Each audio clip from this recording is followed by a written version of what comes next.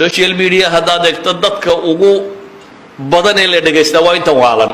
ummadkeeda waa la dhageysataa ma jirto ha Soomaali ahayni saawgeed buu nabigu calayhi salaatu wasalaam wuxuu xadiidka saxiixa ku tilmaamaya intuu seexdo kacay buu wuxuu nabigu leeyahay laa ilaaha illa allah waylun lilcarab min sharrin qad ikhtarab carab halaag baa u sugnaaday balaaya soo dhawaatay buu nabigu tilmaamay yaajuuj iyo maajuuj baa meeshoodii wax laga dumiyey markaasuu nabigu calayhi salaatu wasalaam in mashaakil iman iyo fitna iyo imtixaan buu tilmaamay